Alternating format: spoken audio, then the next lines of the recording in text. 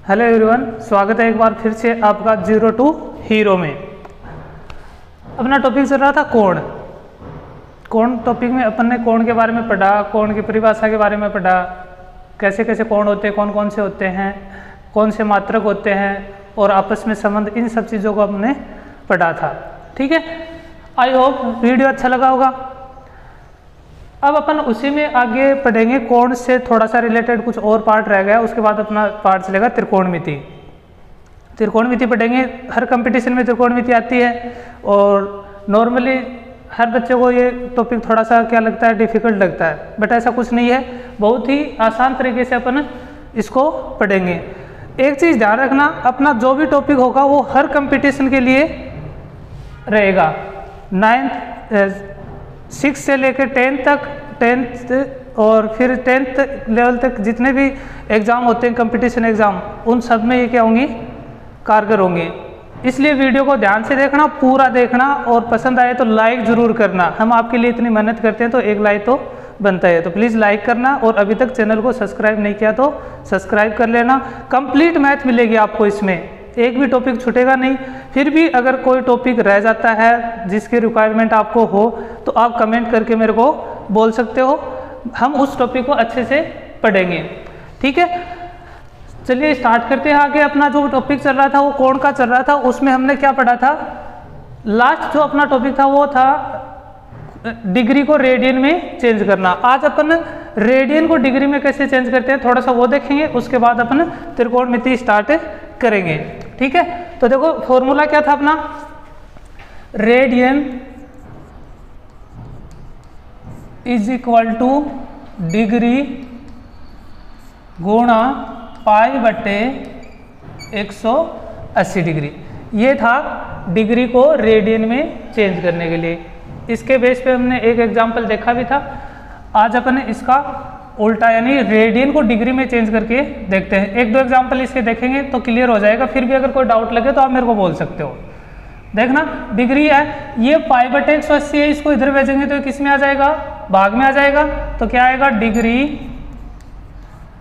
Is equal to radian बटे pi बटा 180 degree. अब जो 180 डिग्री है वो कहाँ चला जाएगा, ऊपर चला जाएगा। तो डिग्री इज इक्वल टू क्या आ जाएगा, रेडियन गुणा 180 बट्टे पाई। ठीक है, दोनों में डिफरेंस क्या है मेरा बताया हुआ है कि डिग्री कब काम में ली जाती है या रेडियन किस किस के लिए काम में लिया जाता है, ये मेरा बताया हुआ है। तो फटाफट से कमेंट करके बताना कि डिग्री और रेडियन में ज़्यादा बेस्ट कौन सा, रेडियन बेस्ट है या फिर डिग्री बेस्ट है। ठीक है, अब देखो अपन एग्जांपल लेते हैं। मान लेते हैं कि अपने पास है 11/2 रेडियन। क्या है, 11/2 रेडियन। देखना यहाँ पे ध्यान देना, जरूरी नहीं है कि रेडियन की वैल्यू में आपको क्या मिले, पाई मिले ही। ठीक है, पाई नहीं भी मिलेगा तो भी वो क्या है, रेडियन की वैल्यू। कल मैंने वो बताया था पिछले वीडियो में, अगर अभी तक वो वीडियो नहीं देखा तो पहले वो वीडियो देख लेना, उसमें समझ में आ जाएगा थोड़ा सा। ठीक है, तो रेडियन की वैल्यू मैंने उसमें चेंज की थी डिग्री में, तो उसमें क्या था, पाई था। बट अपने पास यहाँ पे पाई नहीं है। वो अपना जो कोण वाला फॉर्मूला था कौन सा, थीटा बराबर L/R, चाप की लंबाई बट्टे त्रिज्या। तो इसमें से जो अपन ने निकाल के जो वैल्यू निकाली थी वो पाई में निकल के आई थी। ठीक है, तो जो पाई में वैल्यू निकल के आई थी, बट और वो वैल्यू कैसी थी, रेडियन की वैल्यू थी। लेकिन यहाँ पे क्या अपने पास 11/2 सीधा क्या है, रेडियन है, इसमें पाई नहीं है। तो इसको कैसे चेंज करेंगे, देखना फॉर्मूला अपना क्या है, degree is equal to radian into pi 180 degree बट्टे पाई। देखो इसकी वैल्यू रखते हैं, डिग्री में अपने को चेंज करना है। रेडियन की वैल्यू कितनी है, 11/2 है, गुणा 180 डिग्री बट्टे पाई। ठीक है, अब देखो यहाँ से इसको सोल्व करेंगे, तो सोल्व करेंगे तो ये आ जाएगा 90 डिग्री। तो अपने पास आ गया 11 गुणा 90 डिग्री बट्टे पाई। अब देखो डिग्री की वैल्यू है तो उसमें डिग्री होना चाहिए, पाई नहीं होना चाहिए। तो इस पाई का क्या करेंगे, इस पाई की जगह वैल्यू रखेंगे 22/7। पाई की वैल्यू क्या रखेंगे, 22/7। तो देखो 22/7 रखेंगे तो क्या आएगा, 11 गुणा 90 डिग्री बट्टे 22/7। ये 7 कहाँ चला जाएगा, ऊपर चला जाएगा। तो यहाँ पे देखना 11 गुणा 90 डिग्री गुणा 7/22। तो यह आ जाएगा अपने पास 11 दूनी 22 और 9 7 63 बट्टे 2। अब 2 से इसको भाग देंगे तो क्या आ जाएगा, 2 3 6 1 और 2 पंजे 10, 315 डिग्री। ठीक है, ये 11/2 रेडियन को किस में कन्वर्ट किया हमने, डिग्री में कन्वर्ट किया है। ठीक है, तो ये अपने पास वैल्यू आ गई 315 डिग्री। क्लियर है? ठीक है, अब थोड़ा सा और इसमें लेके देखते हैं, थोड़ा सा 1 मिनट और सेकंड का एग्जांपल भी इसमें लेके देख लेते हैं, ताकि मिनट और सेकंड भी आपका क्लियर हो जाएगा।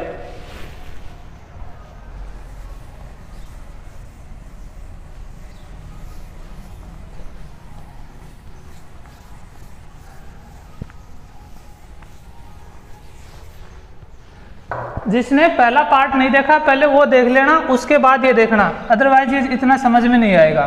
ठीक है, दूसरी वैल्यू लेते हैं अपन 5 रेडियन, ओनली 5 रेडियन। ठीक है, 5 रेडियन को चेंज करते हैं अपन। ये ऐसे भी मिलेगा आपको, कैपिटल R लिखे तो समझ आना क्या बोल रहा है, 5 रेडियन बोल रहा है। ठीक है, इसको चेंज करेंगे, फॉर्मूला अपना डिग्री बराबर रेडियन गुणा 180 डिग्री बट्टा पाई। रेडियन की वैल्यू रखेंगे 5 गुणा 180 डिग्री बट्टा पाई। पाई की वैल्यू क्या रखेंगे यहाँ पे, 22/7। 5 गुणा 180 बट्टे 22/7 कहाँ चला जाएगा, ऊपर चला जाएगा। तो अपने पास आ जाएगा 5 गुणा 180 गुणा 7/22। ठीक है, थोड़ा सा इसको कैंसिल कर देंगे, 2 से डिग्री बटा 11।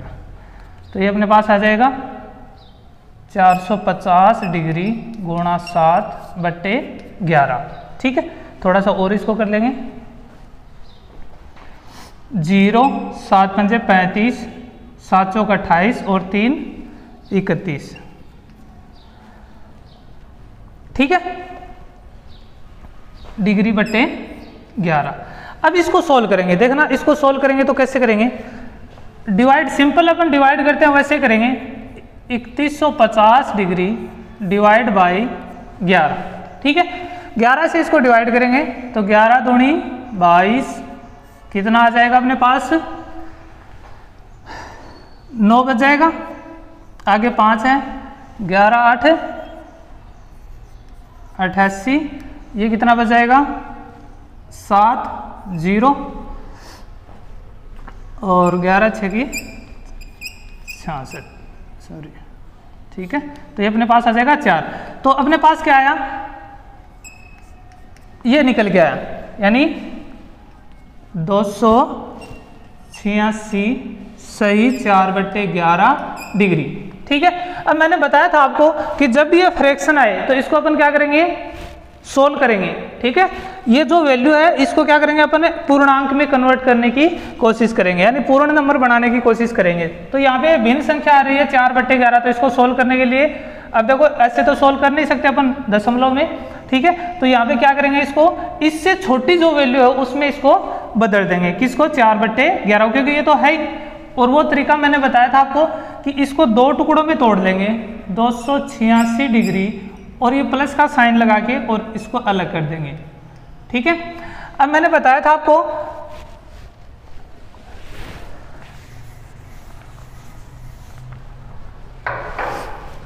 1 डिग्री बराबर कितनी मिनट होती हैं, 60 मिनट। कितनी होती हैं, 60 मिनट, डेस लगा के।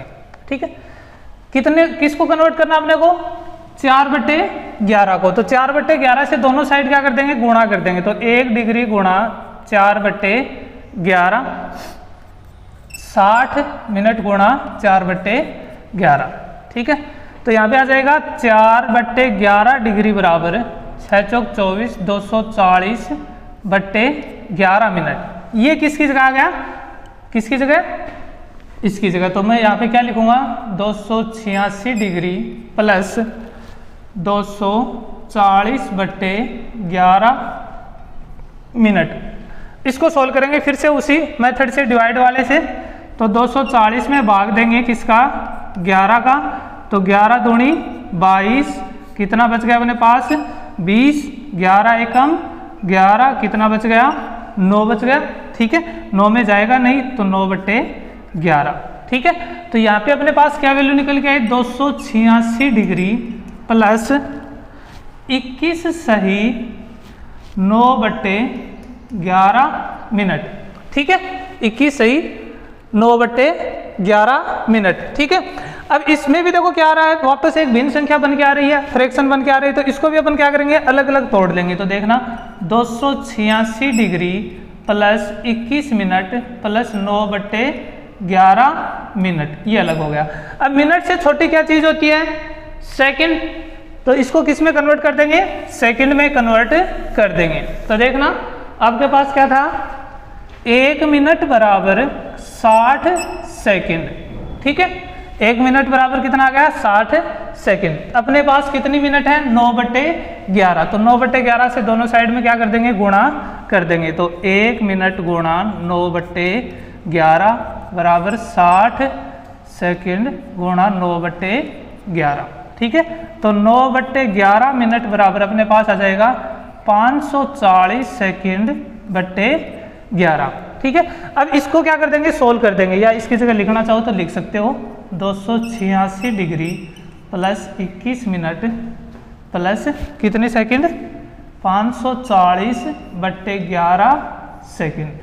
अब ये जो है सेकंड वाला, इसमें अपन क्या करेंगे, पूरा का पूरा डिवाइड करेंगे। ठीक है, इसमें अपन भिन्न संख्या नहीं छोड़ेंगे। अगर दशमलव में आगे आ रहा है तो उसको लगभग में लेके अपन क्या कर देंगे, इसको सोल्व कर देंगे। ठीक है, तो ये डिवाइड करते हैं।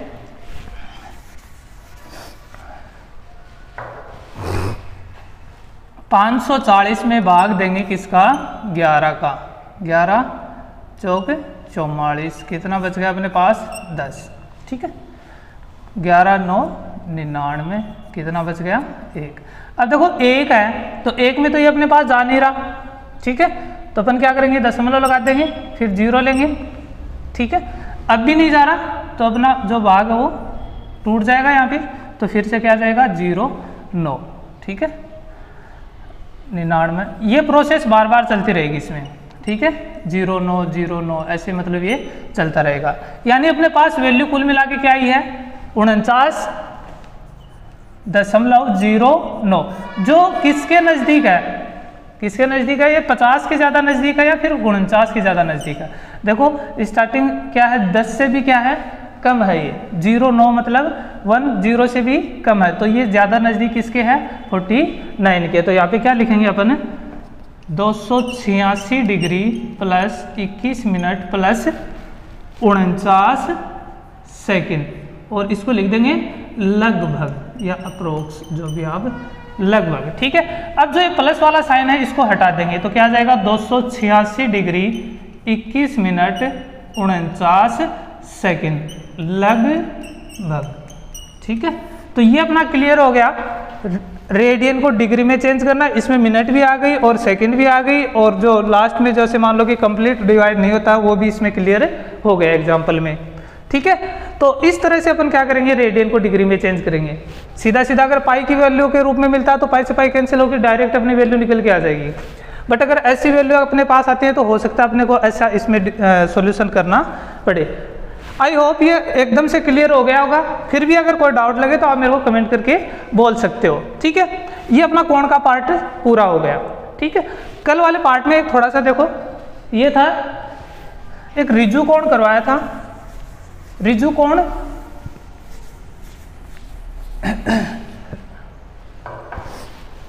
रिजु रेखीय कोण, ये होता है रिजु रेखीय कोण।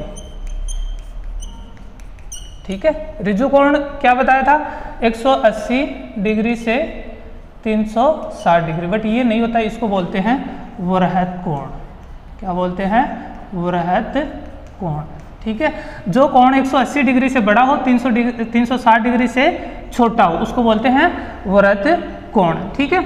और ऋजु रेखीय कोण होता है, ये 180 डिग्री वाले को ही क्या बोलते हैं, ऋजु रेखीय कोण बोलते हैं। एक शून्य कोण भी आता है, शून्य कोण, शून्य कोण नाम से पता चलता है।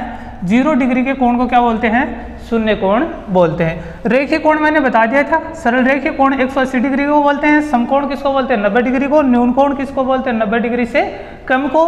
अधिक कोण 90 डिग्री से ज़्यादा, 180 डिग्री से कम, ठीक है। तो ये अपने थे कोण का पार्ट। इसमें अगर कोई ऐसी चीज़ है जो आपको समझ में नहीं आई या छूट गई हो तो आप मेरे को बोल देना, मैं वो चीज़ आपको करवा दूंगा, ठीक है। अब अपना जो पार्ट चालू करते हैं वो है त्रिकोणमिति। आराम से ध्यान से पढ़ना, अगर आराम से पूरा का पूरा पढ़ोगे, मैं गारंटी लेता हूँ कभी भी आपका त्रिकोणमिति में कोई भी क्वेश्चन गलत नहीं होगा। बेसिक स्ट्रक्चर ऐसा करवाऊंगा कि उसके अलावा आपको कोई और चीज़ ढूंढनी नहीं पड़ेगी, देखनी नहीं पड़ेगी, ठीक है। तो आराम से देखना और वीडियो को लाइक कर देना, अपने दोस्तों में भी शेयर करना ताकि और भी सीख सके।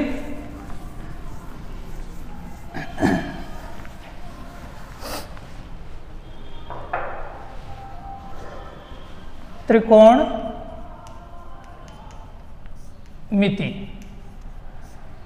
त्रिकोणमिति, ठीक है।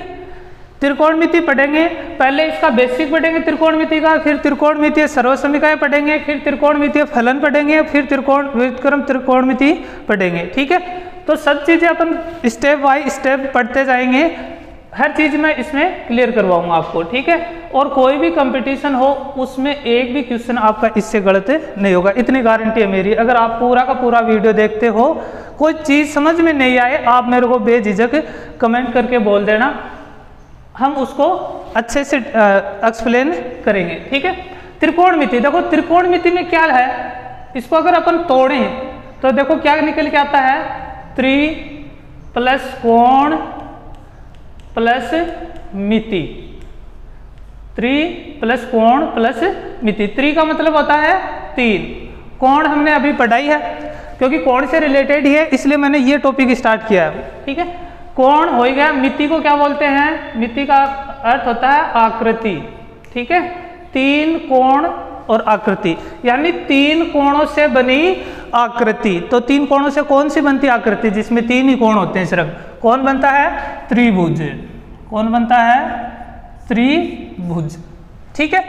तो एक चीज तो ये क्लियर होगी कि त्रिकोणमिति है वो किस पे लागू होगी, त्रिभुजों पे ही लागू होगी। अब त्रिभुज है तो त्रिभुजों में भी देखो क्या होता है, त्रिभुज कितने प्रकार के होते हैं, त्रिभुज कितने प्रकार के होते हैं, बता सकता है क्या कोई, अगर किसी को पता है तो कमेंट करना। त्रिभुज होते हैं 6 प्रकार, 6 कैसे, 3 तो कोण के आधार पे और 3 भुजाओं के आधार पे, ठीक है। कोण के आधार पे कौन से होते हैं, नाम सुना होगा समकोण, कौन सा, समकोण। एक नाम सुना होगा न्यून कोण, ठीक है, और एक सुना होगा अधिक कोण। साथ साथ में आपका त्रिभुज भी क्लियर हो रहा है, ठीक है। इससे भी रिलेटेड जो भी आपको समस्या वो भी दूर होती जाएगी। ये हो गए कोणों के आधार पे, सबने सुने हैं, ठीक है। और भुजाओं के आधार पे समबाहु, समबाहु, ठीक है, और समद्विबाहु, और तीसरा विषम बाहु, ठीक है। ये त्रिभुज होते हैं समकोण त्रिभुज, न्यून कोण त्रिभुज, अधिक कोण त्रिभुज, समबाहु त्रिभुज, समद्विबाहु त्रिभुज और विषमबाहु त्रिभुज। यानी त्रिभुज के कुल कितने प्रकार हो गए अपने पास, 6 प्रकार हो गए, ठीक है। 3 भुजाओं के आधार पे और 3 कोणों के आधार पे। थोड़ा सा इनको देख लेते हैं कि होते क्या हैं, उसके बाद अपन त्रिकोणमिति में चलेंगे। समकोण, तो कोण में मैंने बताया था समकोण किसे बोलते हैं, 90 डिग्री को, ठीक है। और त्रिभुज में आपको सबको पता है कि तीनों कोणों का योग कितना होता है, 180 डिग्री, ठीक है। ये चीजें भी अपन देखेंगे जब अपन ज्यामिति पढ़ेंगे, उसमें सभी जो समतलीय आकृति है उनके कोण, आंतरिक कोण, बाह्य कोण, सब के बारे में आपको डिटेल से बता दूंगा, ठीक है। फिलहाल अपन नॉर्मली देख रहे हैं। तो त्रिभुज के जो अंत कोण होते हैं उनका योग कितना होता है 180 डिग्री। समकोण कौन सा होता है 90 डिग्री। ठीक है, तो इस त्रिभुज को समकोण नाम क्यों दिया गया होगा, इसमें क्या आया होगा समकोण आया होगा तभी तो दिया होगा। तो इसको अपन परिभाषित कर सकते हैं ऐसे कि जिस त्रिभुज में कम से कम एक कोण 90 डिग्री का हो उसे अपन क्या बोलेंगे समकोण त्रिभुज। ठीक है, अब देखो अगर त्रिभुज में एक कोण समकोण हो गया मतलब 90 डिग्री का हो गया तो बाकी दो बच गए, वो उन दोनों का टोटल क्या होगा 90 डिग्री। अब ये तो है नहीं कि एक से ज्यादा 90 डिग्री उसमें हो सकते हैं। अगर दो 90 डिग्री के कोण हो जाएंगे, मान लो कि त्रिभुज में दो 90 डिग्री के कोण हो गए तो तीसरा कितना बचा 0 डिग्री, तो फिर त्रिभुज पॉसिबल ही नहीं है, त्रिभुज बन ही नहीं पाएगा। ठीक है, तो यहाँ पे एक ही कोण यानी त्रिभुज में एक ही कोण 90 डिग्री का हो।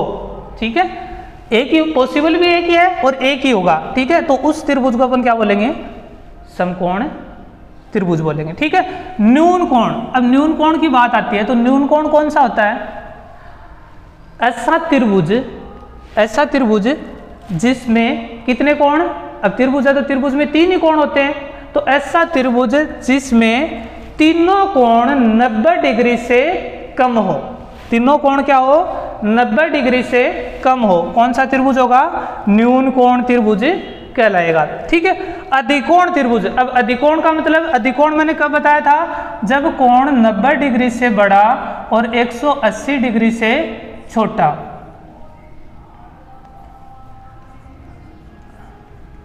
180 डिग्री से क्या हो छोटा हो। ठीक है, तो वो कौन सा होता है अधिकोण। अब देखो सीधी सी बात है, सबको पता है कि 180 डिग्री से ज़्यादा तो अपने को जाना नहीं है क्योंकि फिर तो त्रिभुज ही नहीं बनेगा।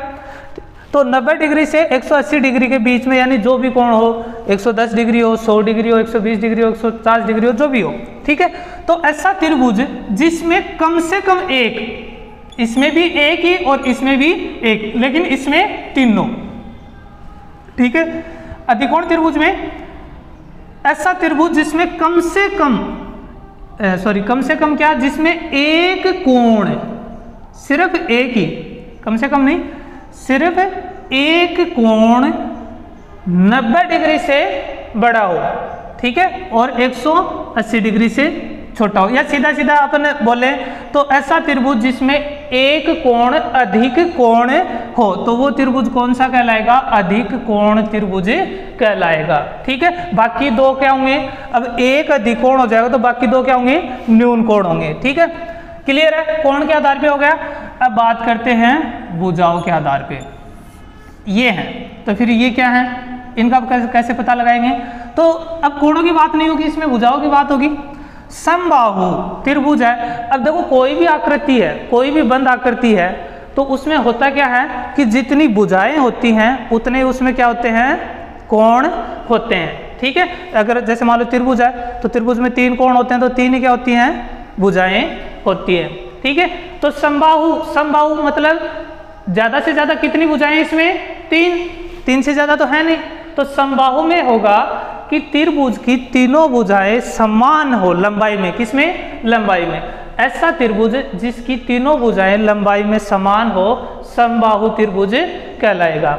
एक बात और बता दूं इसमें, अगर जितनी जो त्रिभुज अपने पास है जिसमें जितनी भुजाएं बराबर होंगे उतने कोण भी क्या होंगे बराबर होंगे। अब समबाहु है तो इसमें क्या है तीनों भुजाएं क्या हैं बराबर, तो तीनों कोण भी क्या होंगे बराबर। ये इनमें क्या होता है एक रिलेशन होता है कि जितनी भुजाएं बराबर होंगी उतने ही कोण भी क्या होंगे बराबर होंगे। तो समबाहु त्रिभुज है, समबाहु त्रिभुज का मतलब क्या हुआ तीनों भुजाएं बराबर, तो मैं गारंटी से बोल सकता हूं कि इसके तीनों कोण भी क्या होंगे बराबर होंगे। ठीक है, अब तीनों चूंकि तीनों कोण बराबर हैं तो x मान लेते हैं, तो तीनों कोणों का योग तो वही रहेगा ना 180 डिग्री, ये तो चेंज नहीं होगा।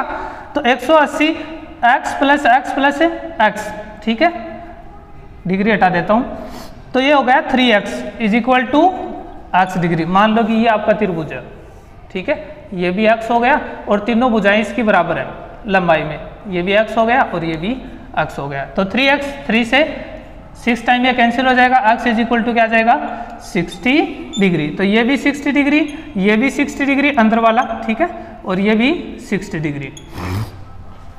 क्लियर है। यानी अब एक चीज और निकल के आ गई इसके बारे में समबाहु त्रिभुज में, तो समबाहु त्रिभुज होगा तो समबाहु त्रिभुज की तीनों भुजाएं बराबर होंगी। क्लियर, ठीक है। दूसरी, तीनों कोण 60-60 डिग्री के होंगे। तीनों कोण कितने कितने के होंगे? 60-60 डिग्री के होंगे। ये फिक्स है, इसको कोई ये नहीं बोल सकता कि इसमें 60-60 नहीं होंगी। इसमें तीनों कोण 60-60 डिग्री के होंगे, क्योंकि इसकी तीनों भुजाएं बराबर हैं, इसलिए इसके तीनों कोण भी क्या हैं? बराबर है। और ये कितना होगा? 60-60 डिग्री का ही होगा। ठीक है, क्लियर। अब बात आती है नीचे समद्विबाहु की। समद्विबाहु मतलब देखो इसमें नाम में ही इसकी डेफिनेशन है। समद्वि का मतलब दो, बाहु का मतलब भुजा, यानी ऐसा त्रिभुज जिसमें दो भुजाएं समान हो।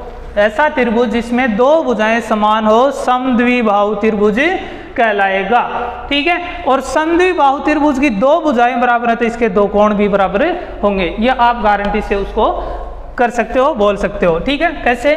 देखो मान लो कौन से होंगे ये भी देख लेना कि कौन से कोण बराबर होंगे। ये आपका त्रिभुज है ABC। ठीक है, ये त्रिभुज है आपका ABC और इसमें AB और AC बराबर है। ये दोनों भुजाएं बराबर है, ये लिख देता हूं मैं, AB बराबर AC। ठीक है, तो इस भुजा की जो ऑपोजिट साइड यानी इस भुजा के सामने जो कोण है, कौन है भाई? ये वाला है। ठीक है, इसमें कौन है? ये वाला है। और इसके इस भुजा के सामने कौन सा कोण है? ये वाला है। तो ये दोनों कोण आपस में क्या होंगे? बराबर होंगे। ये वाला नहीं होगा, ये अलग होगा, यानी समान भुजाओं को जोड़ने वाला। ठीक है, इसको अपन आसन कोण भी बोलते हैं। ठीक है ना? ठीक है, तो ये जो कोण है A, ये बराबर नहीं होगा। कौन से होंगे? B और C, यानी जो भुजाएं बराबर हैं उनके सामने जो कोण है वो क्या होंगे? बराबर होंगे। क्लियर है? ठीक है, अब बात आती है विषमबाहु त्रिभुज। तो विषमबाहु त्रिभुज का मतलब इसी से पता चलता है। विषम मतलब असमान, विषम असमान भुजा, यानी जिस त्रिभुज की तीनों भुजाएं असमान हो वो कौन सा होगा? विषमबाहु त्रिभुज होगा। ठीक है, क्लियर है। और विषमबाहु मतलब तीनों भुजाएं बराबर नहीं तो तीनों कोण भी क्या नहीं होंगे? बराबर नहीं होंगे। ये ज्यादातर कौन से में बनता है? अधिकोण त्रिभुज में बनता है। ठीक है, इस केस में ज्यादातर ये वाला बनता है। ठीक है, समकोण में है तो समकोण में ये भी बन सकता है, ये ही बनेगा। समबाहु तो बन ही नहीं सकता, क्योंकि समबाहु में तो क्या होते हैं? सभी 60-60 डिग्री के होते हैं, तो समकोण त्रिभुज तो बन ही नहीं सकता। ठीक है, क्लियर है। हाँ, न्यून कोण में समबाहु त्रिभुज बन सकता है, क्योंकि इसमें सभी तीनों कोण क्या होते हैं? 90 डिग्री से छोटे होते हैं। न्यून कोण होते हैं तो 60-60-60, तो इसको अपन क्या बोल सकते हैं? समबाहु को न्यून कोण में शामिल कर सकते हैं। ठीक है, अब बात करते हैं अपनी त्रिकोणमिति की। तो त्रिभुज तो अपना क्लियर हो गया। ये कौन से में लागू होगा? त्रिकोणमिति कौन से में लागू होगी? ठीक है, तो त्रिकोणमिति सभी में तो लागू हो नहीं सकती। ठीक है, सभी में नहीं लागू होगी, सिर्फ और सिर्फ एक में ही लागू होगी। कौन से में? समकोण में। ठीक है, कौन से में लागू होगी? समकोण त्रिभुज में, यानी एक ही लिमिट है इसकी। ये किस में काम करेगा? त्रिकोणमिति सिर्फ समकोण में ही काम करेगा। क्यों करेगा वो भी देख लेते हैं। त्रिकोणमिति है वो क्या करती है भाई? त्रिभुज की भुजा और कोणों के बीच में संबंध को क्या करती है? व्यक्त करती है। इतनी बात दिमाग में रखना कि भुजाओं और कोणों के बीच में क्या करती है? ये संबंध बताती है। अगर भुजाएं अपने पास है तो अपन कोण निकाल सकते हैं, अगर कोण पता है तो अपन भुजाओं की लंबाई निकाल सकते हैं। ठीक है, यानी मोटा मोटी सीधी सी बात यही है कि भुजाओं के अनुपात है वो किस पे निर्भर करते हैं? कोणों पे निर्भर करते हैं। भुजाओं के अनुपात, लिख देता हूं मैं, भुजाओं के अनुपात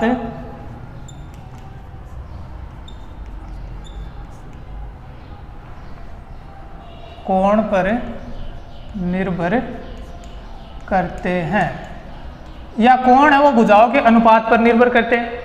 ठीक है, इसको चाहे कैसे भी आप इसको देख सकते हो। ठीक है, समकोण त्रिभुज की बात करते हैं। समकोण त्रिभुज, ये लो जी आपका समकोण त्रिभुज। ठीक है, ABC, और ये B क्या है? समकोण है। समकोण का मतलब 90 डिग्री का कोण है। ठीक है, थोड़ा सा डायग्राम ऐसा है, आप देख सकते हो इसको। समकोण हो गया।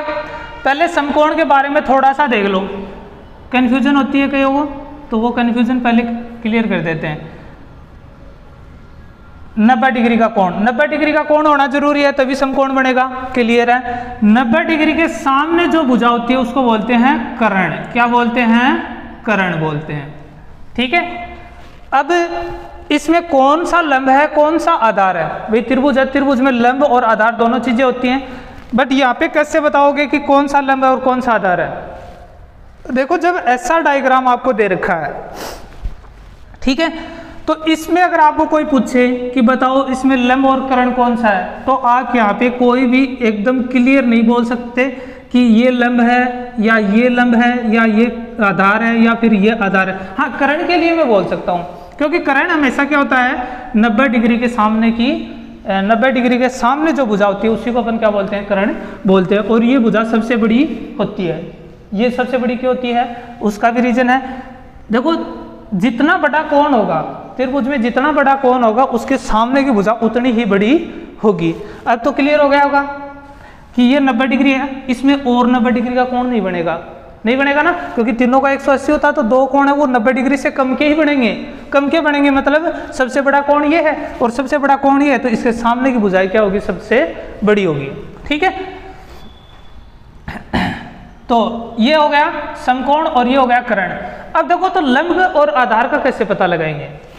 जब तक इसमें दोनों कोण ए और बी के लिए अपने को ना दिया गया हो तब तक तो अपन बोल नहीं सकते, लेकिन जैसे ही अगर आपको ये बोल दे कि ये कोण थीटा है और इसके लिए आपको त्रिकोणमितीय अनुपात निकालने हैं, या ये आपको दे रखा हो 30 डिग्री 45 डिग्री 60 डिग्री 90 डिग्री, जो 90 नहीं 60 45 30 0 डिग्री जो भी आपको दे रखा हो, ठीक है। तो जब ये कोण आपको दे दे, ये मान लो कि थीटा दे दिया इसने कि ये कोण है थीटा, अब क्लियर है अपना, अब क्लियर है। अब मैं लंब भी बता सकता हूं और आधार भी बता सकता हूं। कैसे? जिस भुजा पे तो थीटा है वो बना हुआ है, अब कौन सी भुजा पे बना हुआ है थीटा? ये तो कर्ण है, इसका तो नाम चेंज होगा नहीं, ये तो कर्ण ही रहेगी, ठीक है। तो फिर कौन सी भुजा पे बना हुआ है? इस पे। तो जिस भुजा पे थीटा बना हुआ है उसको अपन क्या बोलेंगे? लंब बोलेंगे। किस क्या बोलेंगे? लंब बोलेंगे, ठीक है। और जो थीटा के सामने की भुजा होगी उसको सॉरी इसको क्या बोलेंगे? आधार बोलेंगे। जिस पे थीटा बना हुआ उसको क्या बोलेंगे? आधार बोलेंगे। और थीटा के जस्ट सामने जो भुजा है उसको क्या बोलेंगे? लंब बोलेंगे, परपेंडिकुलर बोलेंगे। ये बेस होगा आपका, ये परपेंडिकुलर होगा, ये बेस होगा और ये हाइपोटेनियस होगी, कर्ण होगा, ठीक है। क्लियर है? अब ये चीजें आपने कहीं देखी होगी, आपको याद हो तो कर्ण, आधार और लंब, कहीं पे ये नाम सुना होगा। कहाँ पे सुना है? बोधायन प्रमेय में। किसमें सुना है? बोधायन प्रमेय, बोधायन प्रमेय, या इसको पाइथागोरस, पाइथागोरस, ठीक है, प्रमेय भी बोलते हैं, पाइथागोरस प्रमेय भी बोलते हैं। क्या होती है? कर्ण स्क्वायर बराबर लंब स्क्वायर प्लस आधार स्क्वायर, ये क्या होती है? पाइथागोरस थ्योरम होती है, ठीक है। अब आप सोचोगे कि मैं ये क्यों बता रहा हूँ पाइथागोरस? स्टार्ट तो हमने त्रिकोणमिति की थी, इसमें त्रिभुज आ गया, फिर पाइथागोरस आ गई, त्रिकोणमिति तो कहीं आया नहीं, ठीक है। तो ध्यान देना यहाँ पे समकोण त्रिभुज जहां भी होगा वहां पे कौन लागू होगा? पाइथागोरस थ्योरम लागू होगी ही होगी, ठीक है। और पाइथागोरस आ गई, इसका मतलब त्रिकोणमिति का किससे गहरा संबंध है? पाइथागोरस थ्योरम से बहुत ही ज्यादा गहरा इसका क्या है? संबंध है। और किससे संबंध है? समकोण त्रिभुज से इसका ज्यादा संबंध है। यानी अपन बोल सकते हैं कि त्रिकोणमिति कहां पर लागू होगी? जहां पर क्या होगा? जहां पर समकोण त्रिभुज होगा और समकोण त्रिभुज से बनी हुई क्या होंगी? कोई बहुभुज आकृतियां होंगी। जैसे समकोण त्रिभुज दो जोड़ के अपन क्या कर दे? एक चतुर्भुज बना दे, या और जोड़ के और बड़ी आकृति बना दे, तो उनमें अपन क्या यूज कर सकते हैं? त्रिकोणमिति यूज कर सकते हैं, ठीक है। और त्रिकोणमिति है, सॉरी, जो समकोण त्रिभुज है उसमें कौन लागू होता है? पाइथागोरस थ्योरम लागू होती है। तो पाइथागोरस थ्योरम कहीं ना कहीं किसमें काम में आएगी? त्रिकोणमिति में काम में आएगी। अगर त्रिकोणमिति में ये काम में आएगी तो पहले अपने इसको पढ़ेंगे, ठीक है। और देखना कि कैसे कैसे इसमें ये निकल के आते हैं। देखिए त्रिकोणमिति में अपने ये नाम तो सुने होंगे, sign, cos, tan, cot, sec, cosec, ठीक है। ये नाम सुने होंगे आपने, या देखे होंगे कि त्रिकोणमिति जब भी आती है तो ये नाम अपने पास निकल के आते हैं। इनको अपन बोलते हैं त्रिकोणमितीय फलन, ठीक है। त्रिकोणमितीय फलन नॉर्मली इन तीन को मानते हैं, बट मेरा मानना है कि त्रिकोणमितीय जो फलन है वो कितने हैं, साइन और कोस ही है, ठीक है। कैसे है इसका रीजन भी मैं आपको आगे बताऊंगा, पहले इनको देखते हैं। देखो साइन है, इसको क्या बोलते हैं, साइन, साइन को बोलते हैं हिंदी में ज्या, ठीक है। दूसरा आता अपना कोस, इसको बोलते हैं कोज्या, क्या बोलते हैं, कोज्या, ठीक है, कोज्या। इसके बाद आता है टेन, टेन को बोलते हैं स्पर्श ज्या, ठीक है। अब साइन है तो साइन का उल्टा होता है कोसेक, कोस है इसका उल्टा होता है सेक, और टेन होता है इसका उल्टा कोट, ठीक है। तो इनको देखो, इनके नाम भी क्या हो जाएंगे, उल्टे हैं, तो व्युत्क्रम इनके नाम से पहले लगा देंगे। साइन है इसका उल्टा कौन होता है, कोसेक होता है, तो कोसेक को अपन क्या बोल देंगे, व्यू ज्या, ठीक है। ये वो वाला व्यू नहीं है, ये व्युत्क्रम ज्या, ठीक है, ज्या का व्युत्क्रम। कोस, कोस का उल्टा सेक, तो इसको बोल देंगे व्यू कोज्या, ठीक है। टेन का उल्टा कोट, तो कोट को क्या बोल देंगे, व्यू स्पर्श ज्या, ठीक है। कई बार क्या होता है कि एग्जाम में अपन हिंदी में नाम आ जाते हैं तो थोड़ा कन्फ्यूजन हो जाती है, इसलिए आप इनको थोड़ा सा देख लेना, ठीक है। ये इतने इतने होते हैं, ये त्रिकोणमितीय फलन होते हैं। अभी इसमें थीटा आया नहीं है, ठीक है। तो अपना जो थीटा कहाँ मिलेगा अपने को, समकोणी त्रिभुज में, तो वो लेके देखते हैं कैसे ये एंगल को बताते हैं या कैसे ये भुजाओं को एंगल से संबंधित करते हैं, ठीक है। देखो जो त्रिकोणमितीय फलन होते हैं, त्रिकोणमिति होती है वो सिर्फ इतना ही करती है कि जो भुजा है उनका कोणों के साथ संबंध बताती है, या जो भुजाओं का अनुपात है वो कैसे कोणों को बताता है, या कोण के थ्रू अपन कैसे भुजा निकाल सकते हैं। और भुजा तीन ही होती है, तीन में भी मैंने नाम बता दिया आपको, कर्ण, लंब और आधार, ठीक है। तो देखते हैं, देखो ये आपका ए बी सी समकोण त्रिभुज है, ठीक है। ये आपका थीटा, ये आपकी भुजा कर्ण, क्योंकि 90 डिग्री के सामने है तो कर्ण हो गई। थीटा बन गया, इसका मतलब ये क्या हो गया, आधार हो गया, ठीक है। थीटा के सामने की भुजा लंब हो गई, क्लियर, ठीक है। इंग्लिश में इनको, अंग्रेजी में क्या बोलते हैं, लंब को बोलते हैं परपेंडिकुलर, तो पी से डिनोट कर देता हूँ। ये बेस हो गया तो इसको बी से, ये हाइपोटेनियस तो इसको एच से अपन डिनोट कर देते हैं, ठीक है। देखो इसमें सबसे पहले अपन साइन लेते हैं, साइन, और उसके जस्ट बाद इसका कोण जो हमें दिया गया है, तो क्या कोण दिया गया है यहाँ पे, थीटा, ठीक है। तो साइन, साइन के जस्ट बाद जो भी कोण, एक चीज और ध्यान में रखना, यहाँ पे ये कोण आता है, ये लगभग कैपिटल लेटर में आता है, ठीक है। तो यहाँ पे आपको जरूर नहीं कि थीटा मिलेगा, ये भी मिल सकता है साइन ए, देखो इसमें सी दे रखा ना, सी वाला दे रखा है ये, तो यहाँ पे ये भी दे सकता है कि साइन सी के लिए निकालो, मान है वो साइन सी के लिए निकालो, तो सी भी क्या है यहाँ पे कोण ही है, ठीक है, क्लियर है। अच्छा जी, अब साइन थीटा आ गया, तो साइन थीटा के कैसे अपन आगे कौन सी भुजा काम में लिया, कौन सी भुजा इसका अनुपात बताएगी, तो उसके लिए अपना एक जुगाड़ है, एल ए एल बट्टे के ए, एल ए एल बट्टे के।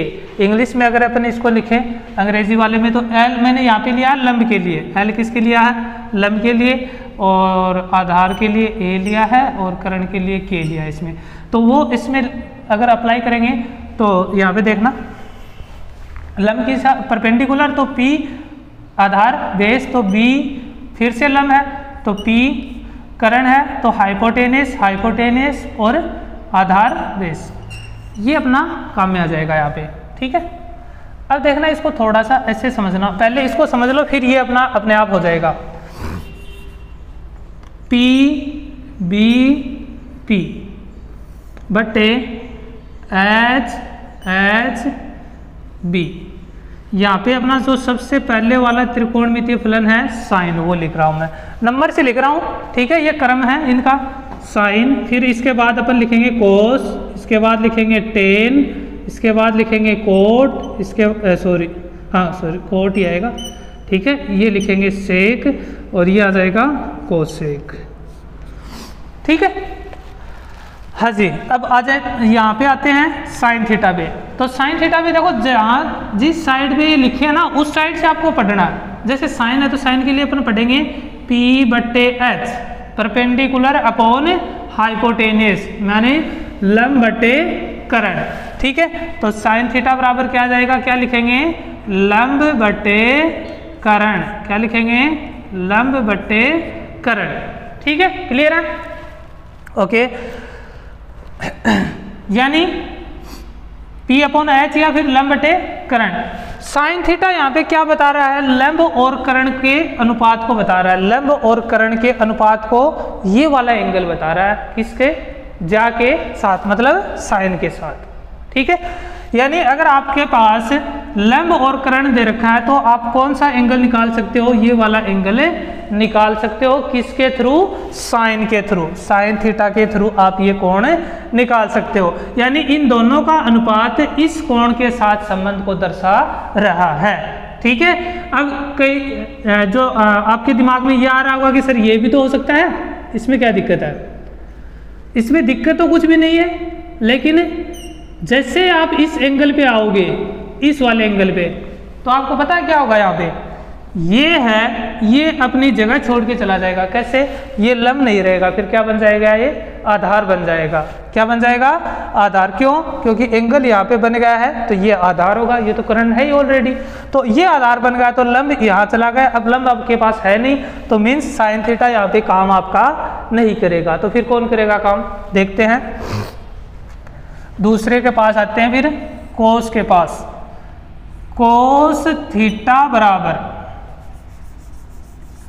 कोस थीटा बराबर, तो कोस ये रहा आपका, पढ़ो, B अपॉन एच, मतलब बेस बटे हाइपोटेनियस, यानी आधार बटे करण, आधार बटे करण, आधार बटे करण। ठीक है, अब ये वाला एंगल के इसके साथ आपको मान लो कि संबंध बताना था, ये आपके पास और ये करण है, ये है ही नहीं। ठीक है, तो अब ये लंब पहले था, अब क्या बन गया, ये आधार बन गया। आधार और करण है तो आधार करण इसमें है दोनों, किसमें, कोस थीटा में। तो इस एंगल को कौन बता देगा, फिर साइन नहीं बताएगा तो कोस बता देगा। यानी आधार और करण का जो अनुपात है वो इस एंगल के साथ संबंध को बताएगा। ठीक है, क्लियर है, ओके। फिर आगे देखते हैं टेन, बात आती है टेन की। तो टेन थीटा बराबर, टेन थीटा बराबर P बटे B, यानी परपेंडिकुलर बटे बेस, मतलब लंब बटे आधार, लंब बटे आधार, लंब बटे आधार। लंब और आधार का जो अनुपात है वो किसको डिनोट कर रहा है, टेन थीटा को डिनोट कर रहा है, यानी इससे इसके साथ संबंध को प्रदर्शित कर रहा है। ठीक है, अब यहाँ पे देखना टेन थीटा का, टेन थीटा के बाद अपना क्या आता है, इसका उल्टा ले लेते हैं, कोट ही ले लेते हैं, कोट थीटा। तो कोट थीटा के लिए बेस बट्टे परपेंडिकुलर, मतलब आधार बट्टे लंब, आधार बट्टे लंब। ठीक है, आधार बट्टे लंब को कौन शो कर रहा है, कोट थीटा। नेक्स्ट अपना सेक थीटा। देखो यहाँ पे ये देख सकते हो आप, सही देखो, लंब बट्टे आधार, आधार बट्टे लंब, ये उल्टा है, ये टेन थीटा, ये टेन थीटा उल्टा, तो इसका आगे का जो अनुपात है वो भी क्या हो जाएगा, उल्टा हो जाएगा। ठीक है, फिर बात करते हैं सेक थीटा की। तो सेक थीटा, तो सेक थीटा किसका उल्टा है, कोस का।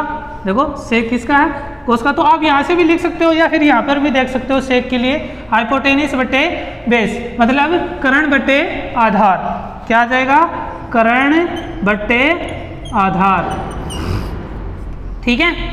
फिर बच गया लास्ट में कौन, कोसेक। तो कोसेक किसका है, साइन का उल्टा है।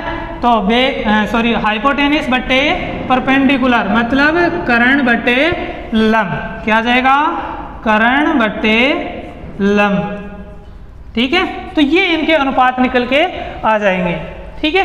क्लियर है ना, कोई दिक्कत नहीं है, ये बिल्कुल बेस चल रहा है इनका, ठीक है। धीरे धीरे अपन हर सीढ़ी को पार करते जाएंगे और त्रिकोणमिति के अंदर गारंटी लेता हूं अगर कोई भी क्वेश्चन आपका इन फ्यूचर गलत हो जाए ये वीडियो देखने के बाद, मतलब ही नहीं है, एक क्वेश्चन भी गलत नहीं होगा, चाहे आप कैसे भी कंपटीशन में बैठ जाए ना, त्रिकोणमिति को अगर आप स्टार्टिंग से लास्ट तक देखते हो तो कहीं भी प्रॉब्लम नहीं आएगी, ठीक है।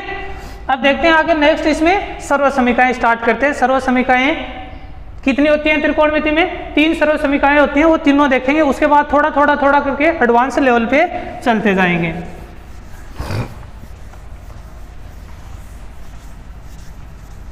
रेगुलर इसको अगर पढ़ोगे, पूरा वीडियो देखोगे तो आपको खुद को पता नहीं चलेगा कि कब आपको त्रिकोणमिति के समझ में आ गई। देखो सर्व समीकरण,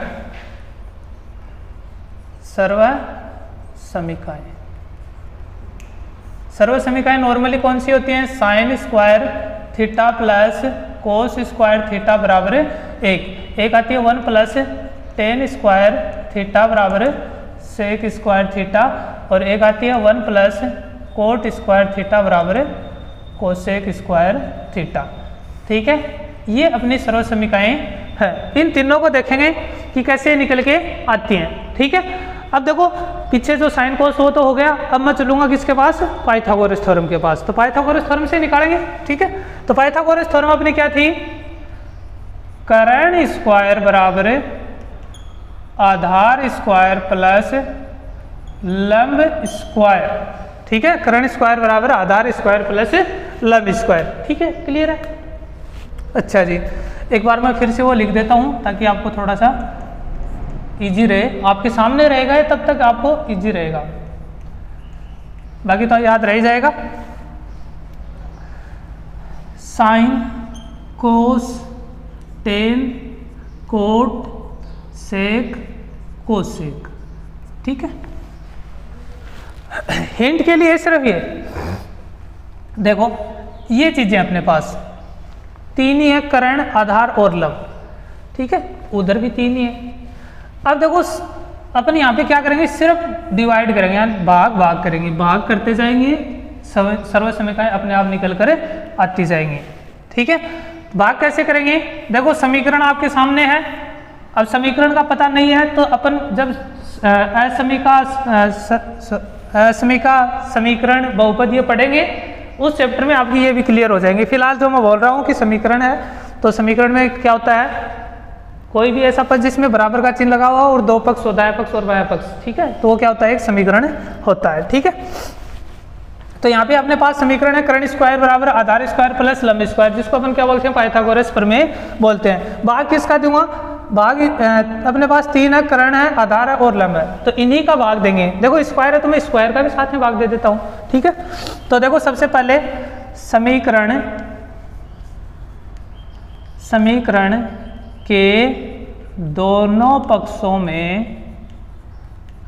में बड़ा कर्ण है तो कर्ण का ही दे देते हैं, कर्ण स्क्वायर का भाग देने पर, ठीक है।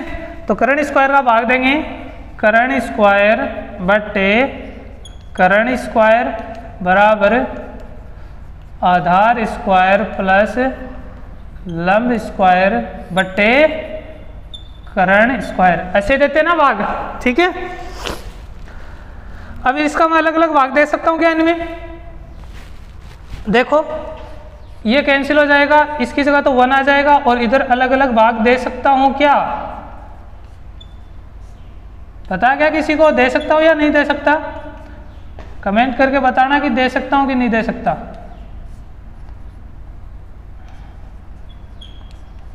ठीक है, देखो मैं बता देता हूँ, क्लियर हो जाएगा आपका। जैसे ये मान लो कि अपने पास है 2 + 6/2, ठीक है। भाग देख के देखते हैं। 2 6 2 कितने हो गए 8, भाग देंगे कितना आएगा आंसर 4 आएगा। क्लियर है। अब अलग अलग देख के देखते हैं। 2/2 6/2, 2 का 2 में दिया 1 बार प्लस 2 का इसमें दिया 3 बार, कितना आया 4। आंसर सेम आ रहा है, मतलब ये तरीका अपन काम में ले सकते हैं, वही काम में लिया है। ठीक है। अच्छा अब इसको और भी लिख सकता हूँ क्या मैं ऐसे, 1 बराबर आधार बट्टे कर्ण का होल स्क्वायर प्लस लंब बट्टे कर्ण का होल स्क्वायर, ऐसे लिख सकता हूँ क्या इसको, बताओ भी। देखो करके देख लिया करो, मैथ में जब भी ये लगे कि कर सकते हैं कि नहीं कर सकते, लिख सकते हैं कि नहीं लिख सकते, तो एग्जाम्पल लो, सोल्व करो, काम खत्म। ठीक है। देखो अगर मैं ये लिखूं 2/4 का स्क्वायर और एक लिखूं 2 का स्क्वायर बट्टे 4 का स्क्वायर, देखते हैं। 2 का स्क्वायर 4, 4 का स्क्वायर 16, आंसर आ गया 1/4। इसको 2 कम 2, 2 दूनी 4, 1/2 का स्क्वायर, तो इसको आ जाएगा 1/4, आंसर सेम आ रहा है, लिख सकते हैं। क्लियर हो गया ना, लिख सकते हैं। यहाँ पे क्या आ जाएगा 1 = आधार बट्टे कर्ण। अब यहाँ पे आएंगे आधार बट्टे कर्ण क्या है भाई, कि कौन सी साइड से पढ़ा गया है, ऊपर की साइड से, तो यानी ऊपर वाला काम में लेंगे। नीचे की साइड से पढ़ा जाता नीचे वाला काम में लेते, तो ऊपर वाला है आधार बट्टे कर्ण, तो कौन है ऊपर, कोस, तो यहाँ पे लिख देंगे कोस। और अकेला आएगा नहीं, कौन आना चाहिए साथ में, थीटा ले लेते हैं, कोई भी एंगल ले लो, एंगल सेम होने चाहिए, ये ध्यान में रखना। ठीक है। बार बार मत बदलना कि इसके लिए तो आप थीटा ले लो और साइन के लिए आप ए ले लो, टेन के लिए सी ले लो, ऐसे नहीं, इसमें आएंगे तो सभी सेम ही आएंगे। ठीक है। तो यहाँ पे आ जाएगा आपका आधार बट्टे कर्ण के लिए क्या है, कोस, तो कोस और ये आपका थीटा और ये इसका होल स्क्वायर प्लस लंब बट्टे कर्ण, तो लंब बट्टे कर्ण कौन है, लंब बट्टे कर्ण, लंब बट्टे कर्ण कौन है, साइन है, तो साइन थीटा का होल स्क्वायर। ठीक है। तो यहाँ पे देखो अब जो स्क्वायर आएगा अंदर, यहाँ पर भी एक चीज आपको ध्यान रखनी है कि ये स्क्वायर अंदर आएगा तो कहाँ लगेगा, कन्फ्यूजन होती है, यहाँ पर भी गलतियां भी होती हैं। तो जो स्क्वायर बाहर से अंदर आएगा वो त्रिकोणमितीय फलन पे लगेगा, ना कि कोण के ऊपर, ध्यान रखना इस चीज को। 1 बराबर cos square theta plus sine square theta. ठीक है। अंदर आया ना, थीटा के ऊपर नहीं लगाया स्क्वायर, तो यहाँ पे आपको एक चीज याद रखनी है कि कोस स्क्वायर थीटा और कोस थीटा का होल स्क्वायर दोनों सेम ही चीज है। स्क्वायर अंदर आएगा, कोण पे नहीं लगेगा, कोण अपनी जगह ही रहेगा। ठीक है। क्यों रहेगा, वो आगे अपन इसकी टेबल सीखेंगे और टेबल के बाद जब वैल्यू निकल के आएंगी तब आपको पता चल जाएगा कि क्यों ये ऐसा होता है। ठीक है। तो यहाँ पे देखो अब ये आपके पास आ गई पहली सर्वसमीका, देखना यहाँ पे sine square theta plus cos square theta बराबर 1, sine square theta plus cos square theta बराबर 1। आप इसको इस रूप में भी लिख सकते हो या ऐसे भी रखते हो तो भी कोई फर्क नहीं पड़ता। ठीक है। इससे आप चाहो तो और भी आगे बना सकते हो। कैसे, इस कोस को मैं यहीं रख लेता हूँ, इसको इधर भेज देता हूँ, तो यहाँ पे कोस स्क्वायर थीटा को तो इधर रख लिया और इस एक की साइड किसको भेज दिया, साइन स्क्वायर थीटा को भेज दिया।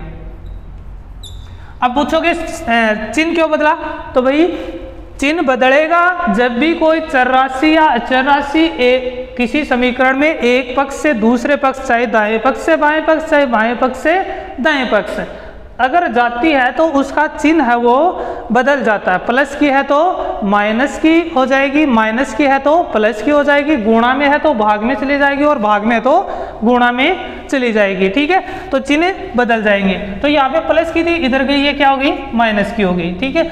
अब और भी आगे अगर इसको बनाना चाहो तो इसका स्क्वायर हटा दो, तो जब भी अपन स्क्वायर हटाते हैं तो सामने वाली संख्या पे क्या लग जाता है, रूट लग जाता है। कहने का मतलब है यहाँ पे स्क्वायर है तो इधर जाएगा तो इसकी घात क्या हो जाएगी, आधी हो जाएगी, यानी यहाँ स्क्वायर में है तो यहाँ पे 1/2 हो जाएगी घात। ठीक है। ये भी बता दूंगा मैं कि घातें कैसे चेंज होती हैं। कोस थीटा बराबर आ जाएगा √1 माइनस साइन स्क्वायर थीटा। ठीक है। ये हो गया आपका एक और सर्वसमीका का रूप आ गया इसी में, ये इसी के फिलहाल ये दो बाद में निकालेंगे अपन, ये भी निकालेंगे, ये भी निकालेंगे, ठीक है। मान लो कि मैं कॉस को नहीं रखता हूँ इधर, कॉस को भेज देता हूँ इधर और साइन को इधर रखता हूँ, तो साइन को इधर रखेंगे तो साइन स्क्वायर थीटा बराबर क्या आ जाएगा, ये इधर जाएगा तो 1 माइनस कोस स्क्वायर थीटा आ जाएगा, ठीक है। कोस स्क्वायर थीटा इधर आ गया, तो यहाँ पे कोस स्क्वायर थीटा क्या हो जाएगा, चिन्ह बदल जाएगा, इधर स्क्वायर हटाएंगे तो साइन थीटा बराबर क्या आ जाएगा, √1 माइनस कोस स्क्वायर थीटा आ जाएगा। ये आपकी होगी, यानी एक के ही दो और रूप निकल के अपने पास आ गए, ठीक है। तो ऐसे भी आप इनको क्या कर सकते हो, एक्सरसाइज करके नई नई इसमें सर्वसमीकाएं बना के देख सकते हो। ये वाली सर्वसमीका ये इसी से भी बन सकती है, इससे भी बन सकती है, दोनों मेथड में आपको बता दूंगा आगे, ठीक है। तो इसको क्लियर पूरा का पूरा देख लेना, और जो भी चीज़ समझ में नहीं आए आप मेरे को कमेंट करके बोल सकते हो कि सर ये चीज़ें दोबारा से क्लियर करवाओ, वो दोबारा करवा देंगे, या फिर कोई इसमें कुछ रह गया हो जो आपको ऐसा लगे कि मेरे को करवाना चाहिए था, तो वो भी आप मेरे को बता सकते हो। बाकी इस बेस से मैं स्टार्ट कर रहा हूँ, हो सकता है कि आपको आते भी हो, या हो सकता है कि आपने ऐसा पहली बार भी देखा हो, या हो सकता है कि आपको ये समझ में नहीं आया हो। तो जो भी बातें हैं आप मेरे को कमेंट करके बता देना, अपन और भी उसको अच्छे से देख लेंगे, और धीरे धीरे मैं आपको एडवांस लेवल तक लेके जाऊंगा। मैं गारंटी लेता हूं कि त्रिकोणमिति के अंदर आपका कोई भी क्वेश्चन किसी भी कंपटीशन में, चाहे वो स्कूल एजुकेशन हो या बाहर का कंपटीशन हो, एक क्वेश्चन सिंगल क्वेश्चन भी आपका गलत नहीं होगा।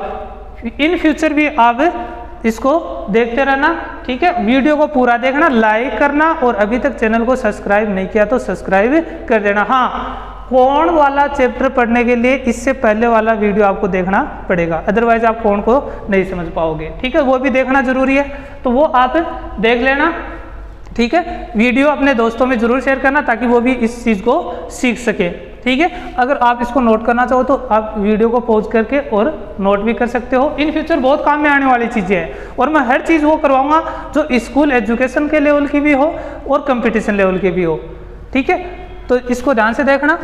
बाकी मिलते हैं आगे नेक्स्ट वीडियो में इसी टॉपिक पे, ठीक है। बाकी दो सर्वसमीका बच्चे हैं वो भी करेंगे आगे वाले टॉपिक वीडियो में, और बाकी और नई चीज़ें हैं वो भी सीखेंगे, ठीक है। तो आज के लिए इतना ही, थैंक यू।